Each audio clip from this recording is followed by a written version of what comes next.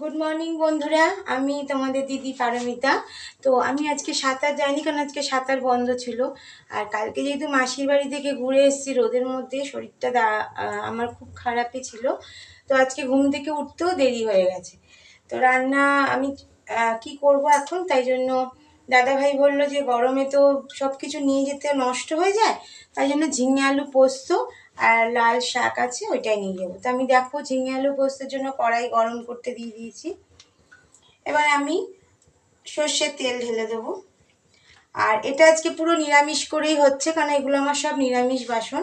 যেহেতু আজকে গপুও এই খেয়ে নেবে, ভাত, ঝিঙে আলু পোস্ত আর লাল শাক আর আম তোর সাথে থাকি। আজকে আমার বাচ্চা দুটোকে এই খাবারই দিয়ে দেবো, তাই জন্য এটা পুরো নিরামিষ করেই করছি। তো বন্ধুরা, এখানে তেল গরম করতে দিয়ে দিয়েছি, তেল গরম হয়ে গেছে। তো আমি এখন আলুগুলো ছেড়ে দেবো। আর আমাদের রান্না খুব কমই হয়, কারণ আমরা একবেলা করেই রান্না করি, বাসিটা দাদাভাই খেতে চায় না।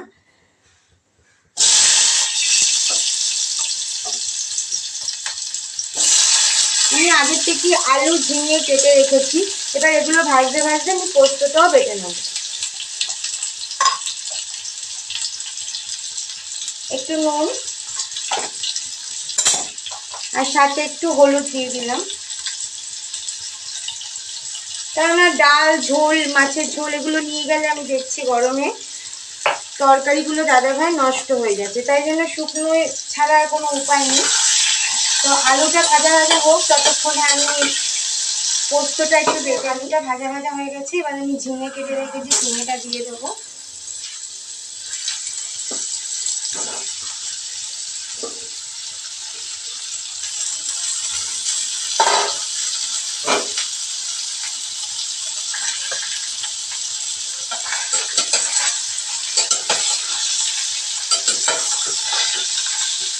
ঝিঙেটা দিয়ে একটু নাড়িয়ে নেবো। আর আমার ওদিকে পোস্ত বাটা অর্ধেক কমপ্লিট হয়ে গেছে, পোস্তটা বেটে নেবো। আলু আর ঝিঙে ভাজা হয়ে গেছে, আমি পোস্তটা দিয়ে দেবো।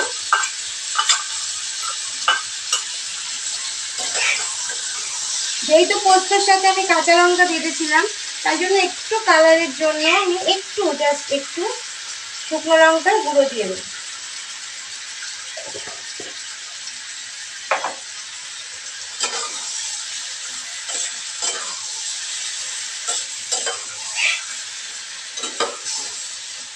পোস্ত দিয়ে আমি বেশিক্ষণ ভাজা ভাজা করি না, কারণ পোস্ত অত ভাজতে হয় না। এরপর দেখো বন্ধুরা, আমি টমেটোটা দিতে ভুলে গেছি, তো এখন একটু টমেটো দিয়ে দিলাম।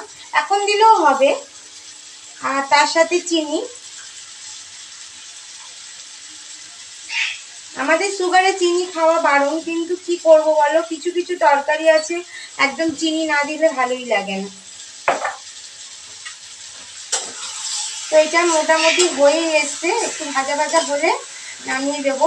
আর এদিকে দেখো আমি ভাতও বসিয়ে দিয়েছি, ভাতও মোটামুটি এদিকে আমার হয়ে গেছে।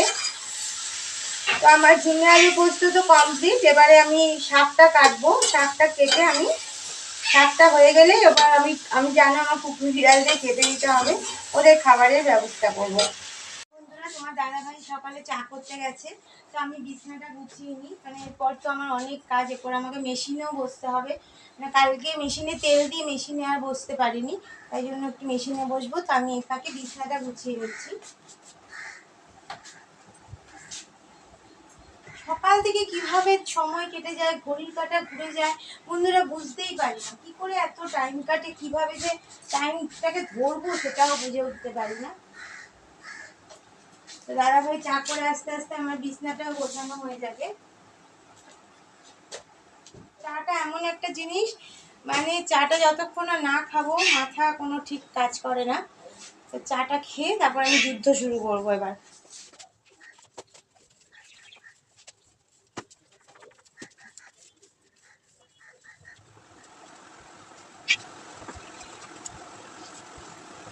দেখো বন্ধুরা, আমার গোকুলাল্লা স্নান করে দুপুরে খাওয়াও হয়ে গেছে, আবার ওরা একটু রেস্ট নেবে।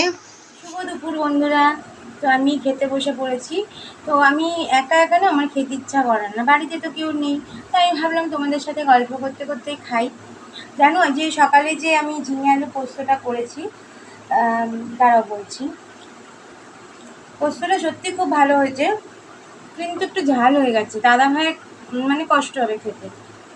দাদা ভাই তো বেশি ঝাল খায় না, খায়, কিন্তু আমি একটু ঝাল বেশি খাই, আমার ঠিক আছে। আর আমি আজকে কি করেছি জানো? দাদা ভাই যে সকালবেলা ভাত বসেছিল, তো আজকে আমার এত গরম লাগছে, কিছু খেতেই ইচ্ছা করছে না। আজকে খেতে তো হবেই, তাই জন্য ওই ভাতের মধ্যে আমি একটু জল ঢেলেছি, তার মধ্যে তেল, আর যেহেতু ঝাল বেশি খাই 4-5টা কাঁচা লঙ্কা ডলে নিয়েছি, সাথে এই দেখো পেঁয়াজ আর পোস্তটা, এই দিয়ে আমি আজকে আমার দুপুরের খাবার খাবো, আর সাথে তোমাদের সাথে প্রচুর গল্প করবো। কেন বন্ধুরা, আমি তো নিরঙ্কারী মিশনের সাথে যুক্ত, তা আমরা যখন সঙ্গতে যাই, তো সেদিনকে তোমার দাদাভাইও গেছিলো। একজন মহাপুরুষ বলছেন বিচারে যে এখন তো ঘরে ঘরে সবার সাথে, ছোট বাচ্চা বলো যাই বলো, সবার মধ্যে কিছু একটা কথা বললেই মান অভিমান বেড়ে যায়, সবার মধ্যে একটা মানে রাগ, এ আমাকে এই কথাটা বললো, ইগো ব্যাপারটা মানুষের মধ্যে একটু বেশি চলে এসছে। তার জন্য একটা গল্প বলছে, গল্পটা শোনো, তোমাদেরও ভালো লাগবে। তো স্বামী স্ত্রী দুজনে থাকেন একটা বাড়িতে। তো সকালবেলা যখন হাজব্যান্ড বাড়ি থেকে বেরোয়, আর বউটা রোজ ঝগড়া করে আর সাথে একটা বাজে কথা বলে। আমরা যেমন বাংলায় বলি জানোয়ার, খারাপভাবে নেবে না, পুরো কথাটা শুনলেই তোমরা বুঝতে পারো। তো হিন্দিতে সেটা হয় জানবার, ঠিক আছে, হিন্দিতে আমরা এটা বলি জানবার। তো এবার রোজই বউটা ঝগড়া করে আর এরকম বাজে বাজে কথা বলে, জানবার বলে। তো 3-4 দিন হয়ে গেল একই কথা বলছে। আর যে ওনার হাজব্যান্ড যে আছে, ও যখন বাড়ি থেকে বেরোয় খুব হাসে, আবার বউয়ের সাথে ভালো মতন কথা বলে, রাগ করে না। একদিন ওনার হাজব্যান্ড বউ জিজ্ঞেস করছে যে আচ্ছা আমি তোমাকে একটা কথা বলবো, আমি তোমাকে রোজ এত গালাগালি করি, তুমি এত জানোয়ার বলে গালাগালি করি, তুমি তো রাগ করো না, সবসময় হাসো কেন, তোমার মধ্যে কি রাগ হয় না আমার উপর? বলবে এমা রাগ করবো কেন, তুমি তো আমাকে ভালোবেসে জানবার বলো। আর বউটা হয়ে দাঁড়িয়ে আছে, বলে আমি তোমাকে ভালোবেসে জানবার বলি, আমি তো তোমাকে রাগ করি, তোমাকে তো আমি গালাগালি দিই। বলছে না তো, আমি তো এটা গালাগালি হিসাবে নিই না, তুমি আমাকে ভালোবেসে নিচ্ছ। জানবার মানে জানো, জানবার মানে তুমি আমার জান, আমি তোমার বর, এটা নিয়ে হলো জানবার। আমি তো ওইটাই ভেবে তো আমি তোমার সাথে সকালবেলা দিনটা কাটাই, এটা নিয়েই তো আমার সারাদিন শুরু হয় যে আমার বউ আমাকে এত ভালো কথা বলে। তো বউটা খুব হয়ে গেল যে বাবা আমিও কি এত গালাগালি দিই, ও এটা এরকমভাবে নিল। তারপর থেকে সে আর কোনো কথা ওরকম গালাগালি তো দেয়ই না, বাজে কথাও কোনো বলে না। দুজনের মধ্যে এখন ভালোই হয়, সকালবেলা যখন যায় কোনো ঝগড়াঝাটি হয় না। এবার পরে তোমার দাদাভাই সেদিন গেছিলো, এবার আমিও পরের দিন সকালবেলা চা করছি, করে চা দিয়ে এবার তোমার দাদাভাই একটা অফিসে কাজ করছিল, আমিও ছোটোখাটো ঘুরতে কাজ করছি, আর বলছি জানবার। এবার তোমার দাদাভাই আমাকে বলছে কি সঙ্গতে গিয়ে কী শিখছো, ভালো কিছু তো শিখতে পারো না, সারাক্ষণ মুখের মধ্যে সকাল থেকে কী জানবার লাগিয়েছো। বলে আমিও বললাম বাবা আমি একটু তোমাকে ভালোবেসে কথাও বলতে পারবো না, জানবার মানে কি, আমি তোমার জান, তুমি আমার পর, জানবার। এবার এই কথাটা শুনে দাদাভাই আমি তো খুব হাসাহাসি করলাম, ও ভুলেই গেছে সঙ্গতের ওই কথাটা, তো খুব হাসাহাসি হলো, সেই দিনটাও ভালো কাটলো। তো বলার উদ্দেশ্য এটাই যে এখন যা যুগ পড়েছে, ছোট বাচ্চা থেকে বড় সবাই মানে যা পরিস্থিতির মধ্যে দিয়ে আমরা যাচ্ছি, আমাদের জীবন কতদিন আমরা বাঁচবো বা এই দুনিয়ায় কতদিন আমরা বাঁচবো আমরা জানি না। তো আমরা যদি সবাই ছোটো ব্যাপারগুলোকে ইগনোর করি, তাহলে কিন্তু আমাদের জীবনে এরকম অশান্তি আসে না। তুমি বিশ্বাস করবে না বন্ধুরা, কালকে মাসির বাড়িতে গেছি, আমি আগে নাকি খুব কথা বলতাম, জানি না, কালকে মাসির মেয়ে সবাই বলছে কী গো, আমার বাড়ির নাম পম্পা, আর এমনি তো পারমিতা তোমরা জানে।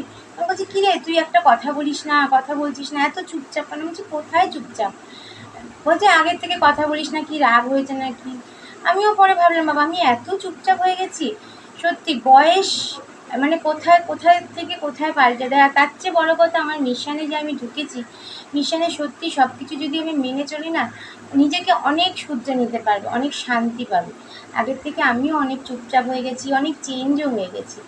তো বন্ধুরা দুপুরে তোমরা খেয়ে নাও, আমিও এটা খেয়ে নিই, তারপর ফিরে আসছি। আমার খাওয়া হয়ে গেছে, তোমরা খেয়েছো তো? তো দিদি আজকে খেতে খেতে অনেক লেকচার দিয়ে দিল বলো। যদি তোমাদের খারাপ লাগে তো তোমরা দিদিকে ক্ষমা করে দিও, আর যদি ভালো লাগে তাহলে দিদির এই কথাটা তোমরা মেনে চলো, এইভাবে চলো, দেখবে তোমাদের জীবন অনেক ভালো হবে, অনেক সুন্দর হবে। আর নিজে শান্তিও পাবে। আর কি বলবে, আমি তো এর থেকে বেশি কিছু আর বলতে পারি না। তো তোমাদের যদি আমার এই চ্যানেল ভালো লাগে, আমার কথা ভালো লাগে, আমাদের সাথে থেকো, আমাকে অতি অবশ্যই লাইক করো, সাবস্ক্রাইব করো, আর আমার এই পরিবারের সাথে থেকো। ঠিক আছে, বাই।